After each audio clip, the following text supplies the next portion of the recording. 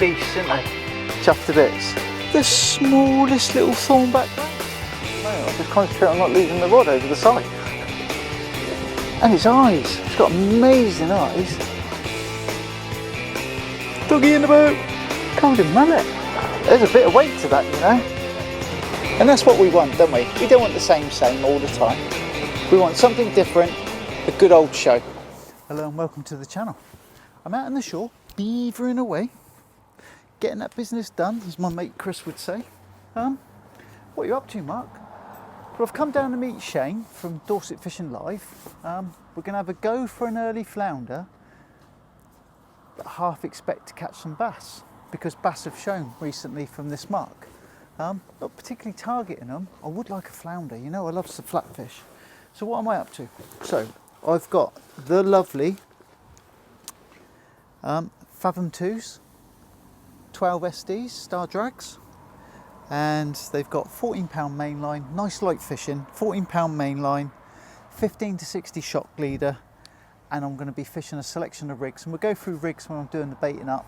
And I've got Ragworm, pure Ragworm baits, light rigs, and I'm using the Match Pros because I love those tips, those nice light tips on the Match Pros.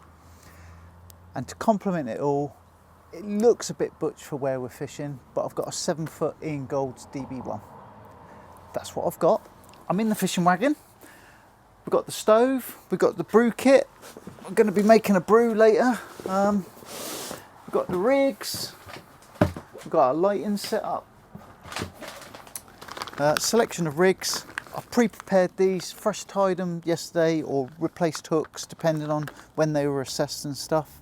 I've got a new rig to show today. We're going to try something out today, and we're going to go with the standard 3-hook flapper. And there's a making, and that was inspired by Shane. Shane lent me a rig once and we did a making of it on the channel. So that's one of Shane's designed rigs as well. Or Shane, his version of it, I copied it. Plain leads, to go through the full stuff because we've got time to do a bit of filming. I'll give you a pan around in a minute because we're waiting for tide. I'm using shore cast leads and a duck bill lead. I think that's what they call it. And the reason for that is, in the profile, it's flat. We've described this before, but it's flat, so it won't roll, so it will sit there, and every now and then you can twitch it back, and the movement of your bait can switch the fish on, especially flounder that are inquisitive. So we've got duckbill weights, and we've got some normal pyramid shore cast type coloured weights. I chucked a couple of grippers in just in case, but I don't think we're going to need them. So we've gone really light, not much in. I've emptied a lot of kit out, so I've only got my disgorgers, got no bait scissors, no bait knife, nothing like that, because it's Ragworm baits. And that's what we got. So I'm going to slow time rig up my reels, prep my rigs, get my stuff ready. More importantly, let's give you a look round and show you, because it's stunning. Absolutely stunning. This is where we are. Look at that for Poole Harbour. Look at the sunset. October, back end of October. That's what I've got. I'm looking out of my side door of my van, I'm looking out on that. What a view. What an absolute stunner.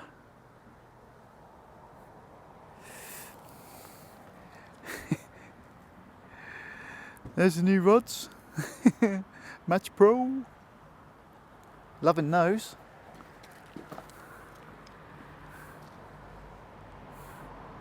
And that's where we're at.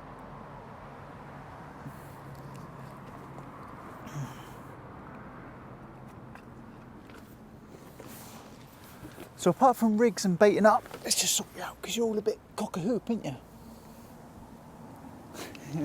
Love the fishing wagon, by the way. Van's doing me proud. Yeah, so apart from rigs and baiting up and getting one out there, waiting for tide, I'm hungry. I'm on a diet and I'm not allowed to eat naughty stuff. But I'm thinking an Uber Eats might be on the cards. I'm going to get on the phone in a minute because I've got some time to kill. I'm going to see if I can get myself something delivered. I might have to break criteria and go for a pizza or something. I don't know. Depends what's available, doesn't it? But I ain't got my dinner. You should always go in for your tea. You can look at the menu, but you should always go in for your tea. Yeah, what a stunner. So it's going to be fishing in the dark, so we're going to be light prepped. I've got to sort my lighting stuff out. Head torch and all that kind of George later on. But I'm hoping we're in for a bit of a show. Possibility of some line screaming and a possibility of some little rattling. That's what we're hoping for. See how it goes. Looking forward to it. Always get excited. I was messaging Shane earlier on today at work. It's like that. Can't wait for work to finish. I'm all excited. Like a big kid. I'll take my watch off. Don't need that on. Who needs time, eh? So that's where we're at. That's what we're doing. I'm going to carry on and sort this stuff out. See how we get on, eh? It's a good ways until we're going to be fishing, but it's always nice to set up in daylight. So that's the plan. You get this bad boy on. Eyes are in alignment. And one of the things I have been asked, and I haven't really covered in any of my videos yet, is why I set my reel where I set it. It's pretty simple. Thumb on a spool, outstretched hand to my chest.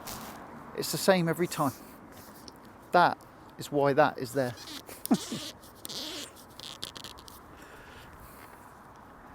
Thread them all up. I'm going to keep repeating myself, but you know what it's like. You got new stuff, you get all excited. I'm excited. New rods and reels. New rods and reels, fresh line, new rigs, fresh bait. What's not to like? I'm easily pleased. And just because we're there, tip tape, Gemini tip tape. I've done comparisons on the channel before. Gemini tip tape is the stuff of choice for me. So if you're looking at Mighty Bright or any of the other brands, obviously there's loads of brands available. Not trying to outdo anyone, but the one I've chosen is Gemini. Another shiny reel of loveliness. Something about new stuff in there. I know it's nice having stuff that's old faithful and's been around a while. And I love a new thing. I do love a new thing. I'm a bit of a sucker for it, to be honest.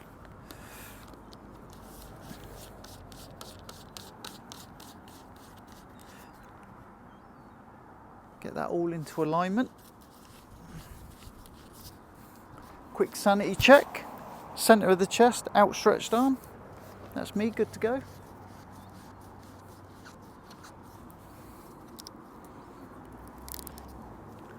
Oh, and I've just gone cock a hoop.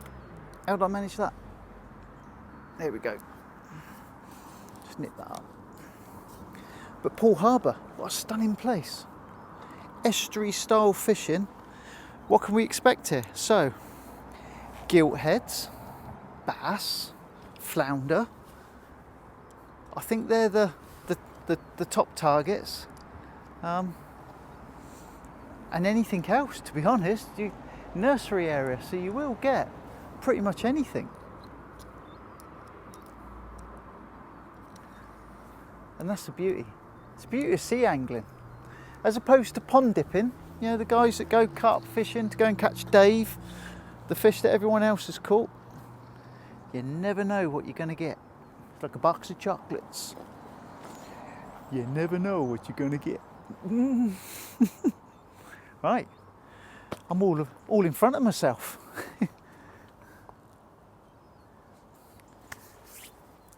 I'm probably an hour too early. I'm going to have to get on my phone, get myself an Uber Eats, I think. That'll take my mind off it. Stop me getting so excited. But look at that. I had to film with that in the background.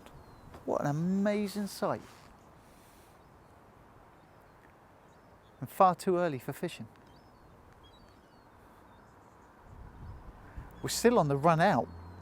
The tide's still going out before we turn for the flood in. That's how early I am. I've peaked too soon. Right, Uber Eats, and we'll be back not even in a minute, we'll be back later. While it's still light, and I've got some filming in the light, I thought I'd show this rig. It's a long rig, it's 4 foot long. And it could be a pulley, but it's not. It's a paternoster with an SRT spring at the top. And a bait clip, which is a solo splashdown, and a duckbill lead. So what that will mean is fishing paternoster style, try and get all that in. It's a big old rig. I'll hold it shorter so we can imagine that's the length of the rig, the full length of the rig. Bait clip releases, and that will fish like that, albeit twice the length of that, with a big old worm threaded up with a sequin and a bait stop. We'll do a making of that one on the channel some point in the very near future. But I will fish that probably halfway through the tide. The initial flood, I've got some flapper rigs. But I am going to try that one today. I'm just curious as to how it will fish here, because I think it's this kind of place that this will fish well. But we'll see. So I just wanted to get that one in before we lose all light and we're on to head torches and lighting and difficult to film and all that kind of stuff. Got all my warm clothes on now. As the sun's gone down, temperatures dropped straight away. It was nice and warm before the sun disappeared. And my Uber Eats is not happening because I'm not paying £29 for a pizza. But all hail the emergency noodles. I forgot, I had noodles under my seat. So I just boiled the jet boil. Got some hot water and I'm soaking my noodles. I haven't eaten them yet. That's my diet out the window. Eating noodles, fishing. But yeah, gonna give that a go today. See how that one goes. As always, I'll let you know how I get on. If it's rubbish, I'll tell you. If it catches fish, I'll excitedly show you. But yeah, can't wait for the tide now. It's like waiting for Christmas. It ain't coming. But yeah, some other people just turned up. There's a few anglers here, so that makes me. These are all locals. It's a school night. It's a midweek school night, and they're out, so they're hardcore and they know something. So I'm either lucky or mad. Right, that's it for now. Hopefully when we come back, we'll have some fish. That's first baits out. I did just fire them both out because the water is literally inches deep in front of me. But the fish follow it in. The fish follow it in because they're feeding. Beautiful evening. I've got fishermen to my right and my left now. I'm sandwiched in between. I've got to try and be super accurate with my casting. I don't want to be crossing other people's lines tonight. But it'll be a perfect chance to see these rods with the tip action, see what they're like. I've got a 3-hook flapper on the right hand rod, and I got that single new paternoster style sprung rig on the left rod. I was going to put 2 3-hook rigs out, but I've put the single. Just really curious to see how it fishes. I'd love to catch a fish on it tonight. But yeah, so that's what we got. Ragworm baits, small hooks, and we're out there. We're on it. We're doing it. See what we can get. It's absolutely stunning. As you can see, that Gemini tip tape, just lighting it up. Look at the reflection on that. It's amazing. It's good stuff. Love it. Don't want to lift into him too soon, just in case. Not like an aggressive bass take. There's still stuff rattling around on that right hand rod. I'm just curious about this left hand rod.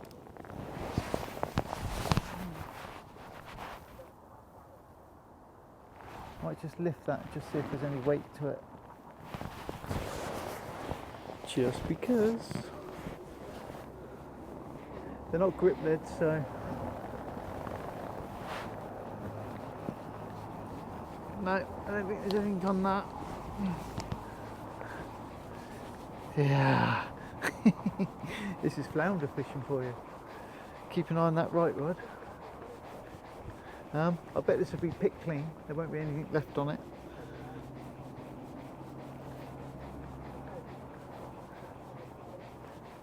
And there's also some very small bream that you get here as well. So they're like little piranhas. They'll strip a bait. Oh, hang on, no, there is something. It's only small though. Ah, tiny little bass. That is tiny as well. Look at the size of that for a tiny little bass. Gonna have to get the disgorger out for that one. Another little schoolie. Now the difference is this one is just lip hooked, and he's on the scratching match hook.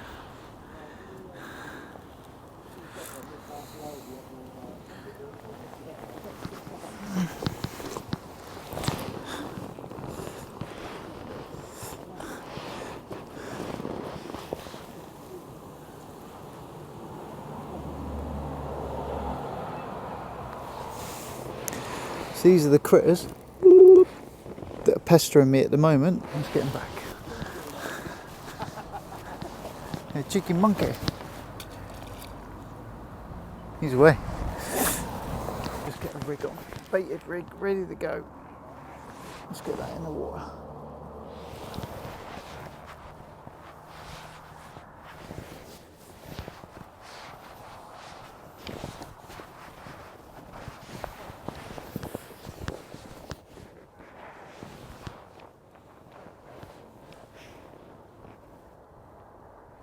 I'm going to fire this out because if close in there's all those tiny little schoolie bass. See if I can get this further out.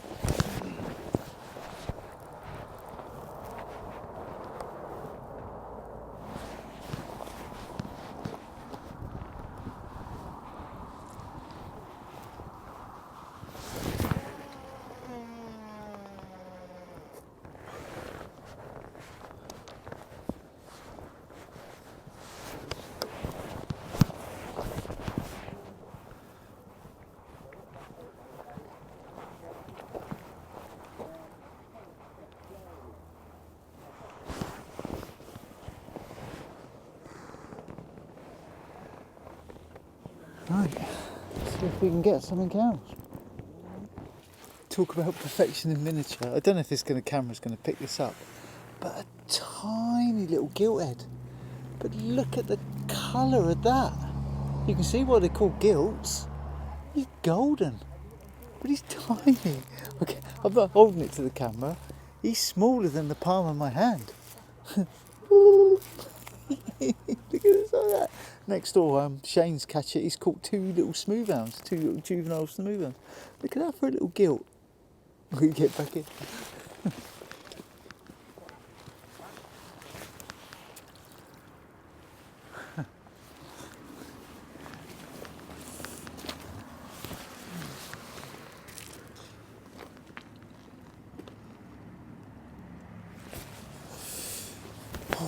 So let's just raise that up a little bit. So I'm absolutely burning through bait. These small fish just absolutely muddering me. I've got one rig out there with really small hooks, just to see if I can see what it was, and I think it's those tiny little gilts. Absolutely murdering my bait, so everything's coming back clean. The last worm I've got, I'm going to load up my hooks and fire it out further. I know the fish are in close. I'm just trying to avoid the really small stuff. So I'm going to try and fire these out at distance and give my bait a chance, even though it's going to get picked at, and see how we get on. But yeah, loads of fish out there. They're just small. I've lost count now. I haven't put them all on camera. I've had about a dozen school bass and one gilt. Just the one. But yeah, small bass and gilts. And Shane's just had two smoothhounds, two starry smoothhounds, which is nice to see. And he says he's never seen one in Poole Harbour. So that's interesting, isn't it? If they're following food source into estuaries or if they're coming into estuaries. But yeah, good stuff. I'm going to bait up and get out. Look at that tip going. He's going crackers. It's all very small stuff though, look at it. What has been interesting though is using these rods tonight, I wanted to know whether their bite indication was going to be more tippy, and I think that pretty much nails it, doesn't it? When you're getting fish small in your hand, giving that much indication, and it's seeing it and showing it, communicating it, but it's still a 6 ounce with bait rod. So the next thing really is to test them out and see how big a fish I can catch on them.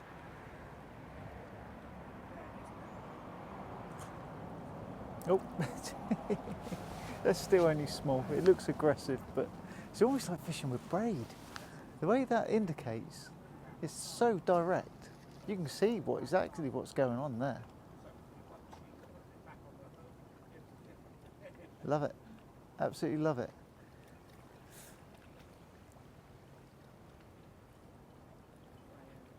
And they've been proper flinging the lead out at the moment for me. Coupled up with those little fathom 12s, they just unload themselves, they just keep going. I'm running half mag, halfway down the clicks. The small stuff is absolutely relentless in stripping my bait. It's just constant. But I tried the rods out tonight on the small stuff, and they're doing what they're supposed to do. It just depends now whether they definitely do it. I'm confident they will. I'm just handling them, they're cracking. I love them, absolutely loving them. But that's what I was missing. So if you cast your minds back, I had the original fire blades. Nothing against them, they just didn't suit me. I fished the fire blades with 7HT mags. The blue Daiwas, blue and gold Daiwas. And the Daiwas were too light a reel, amazing casting capacity, but too light a reel for me. And the tips on the fire blades were just like wooden, they just didn't show anything. I think that's why they've gone to the glass fibre on the Fireblade GT, glass tip, because the original Fireblade was just like, it was like a stick. I then bought the 6 and baits because I like the length of my original K2s. So I bought the 6 and baits and the casting specials because that sounded like the right thing for me. But I think it's a lot of rod, and I'm not going to dumb down the 6 and baits because they are actually an amazing rod, and I'll still use them. I'll still use them in certain conditions. But for things like this, there was still too much rod. There was too much. If you tried to wind the tip into a 6 ounce weight, it would pull the grip weight out. Whereas these feel like they'll hold into the tide, and you can curve the tip over. And you've seen the bite indication from the smallest of fish. But as soon as you get past that reflective tape and into the rod, they've got some beef to them. So I think these are the rods I've been looking for. I'm smitten with the reels already. The reels compliment me. I'm a rubbish caster at best, and these reels do make it easy. Even with how slow I am to thumb on the weight hitting the water, there's still that safety factor in there. It just doesn't bird's nest me straight out. I think they're very kind, complimentary, I think is the best description. So I think these are rods I've been looking for, and it's taken me K2's Fireblade 6 and baits to come to this conclusion. I could have gone expensive straight out from the start. I'm not going to lie, these were expensive, paid for them with my own money, and it took me a while to save up for them. So I was reluctant to spend the money these cost. I was even more reluctant to spend what a Century rod would be. Look at that tip go. Look at that. Go fishy go. Yeah, I couldn't quite see me spending Century money, and this was the top of my range at the time. I'd love to own a pair of Century rods. Maybe if I win the lottery. I'll hold that one back for if I win the lottery. If you suddenly see me appear with a pair of Century rods, you know what's happened. My Euro numbers have come in. Oh, here we go. Look at that.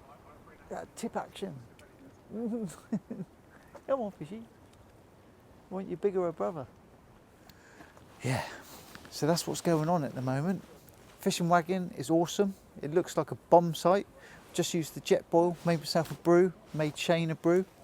It's nice having water and tea and coffee. Well, coffee, I don't drink tea.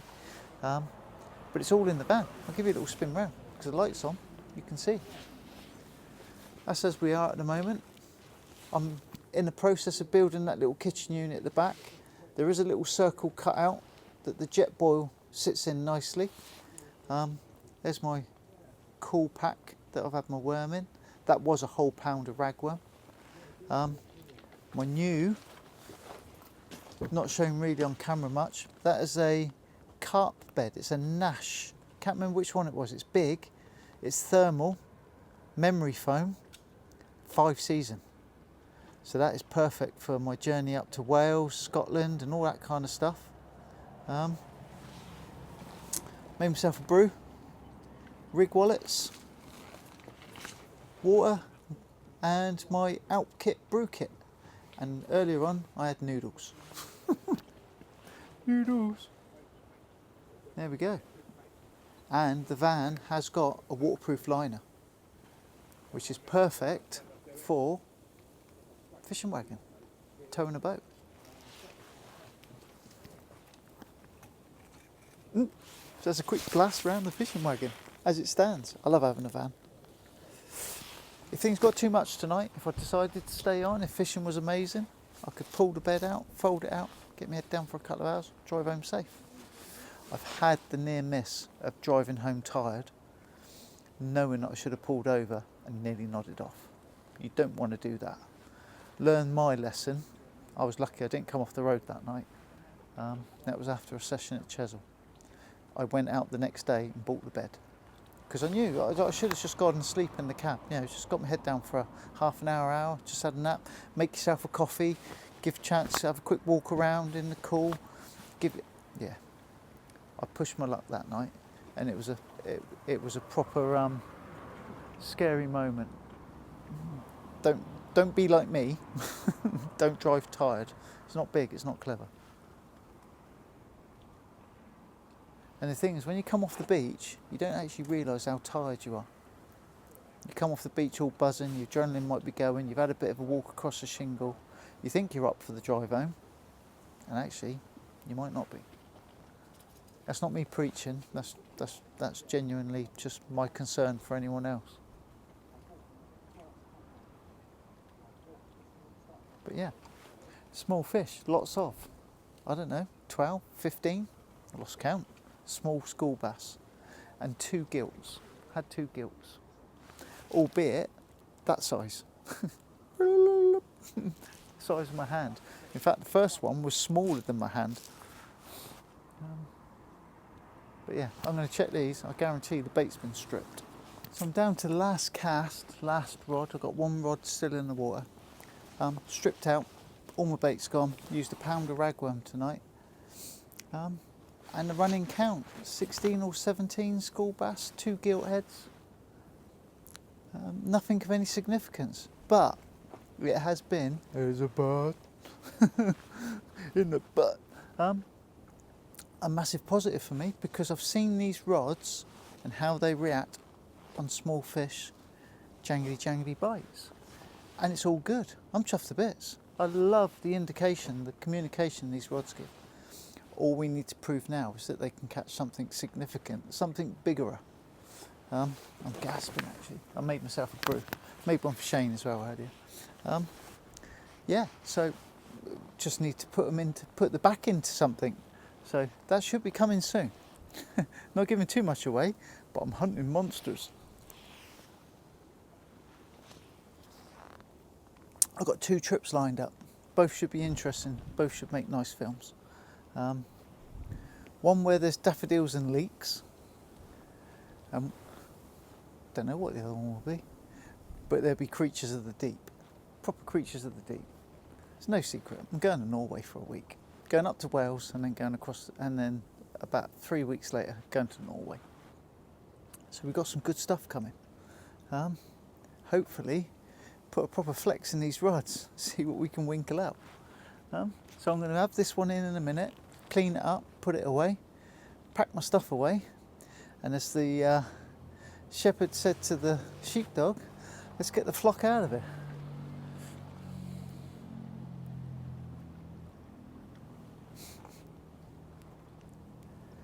From me, from here, for now, it's goodbye. Tight lines, happy fishing. Hope to see you sometime soon. From me, it's goodbye. Take care.